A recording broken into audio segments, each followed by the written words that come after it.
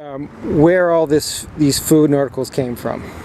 They came from mostly from Oaxaca, and the items that they would send over were largely cheese. It was largely a lot of cheese. Like we would cross over about 40, maybe 50 pounds worth of cheese. What kind of cheese? It's called bathtub cheese, but it's kind of like a mozzarella type of cheese. It's a ball of cheese about this big, and they would let me know that they would sell it in San Francisco for about 18 bucks a ball of cheese, and we got to take some home with us. It's great cheese. It's delicious.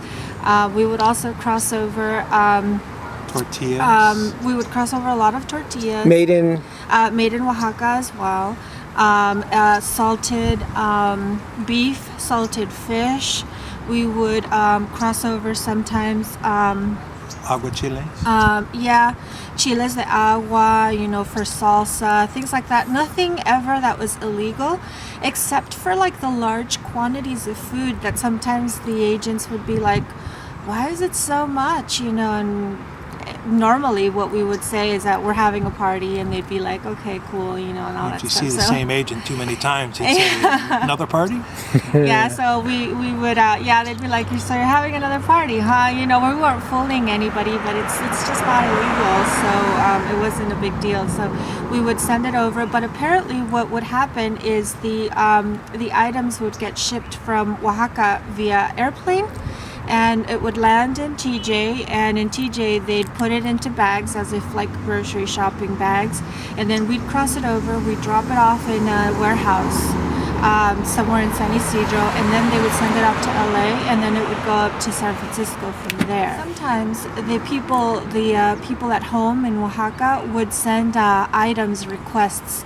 Like we saw a cutout of a cardboard of a shoe, and we would, and then a week or so later, we'd have the shoe, the actual shoe, and we would take it on down to TJ, and then it would be sent down to Oaxaca or something. So it's a bit of a clandestine kind of way to ship items, kind of back and forth between family members and things.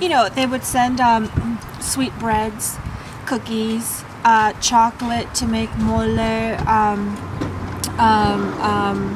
sometimes already homemade mole in like little bags or containers. They would send that as Presents well. For quinceañeras and baptism. For quinceañeras, memos or memories and stuff like that of, sometimes, people would send a little bracelet or a little necklace. So it's like a mail system down there. Everybody we imagine everybody sort of shows up at the opposite end of what we do, the bodega in Tijuana.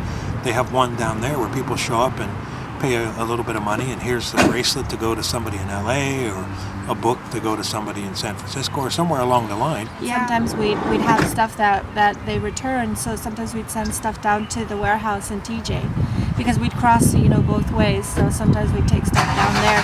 You'd have a blender. Toaster oven.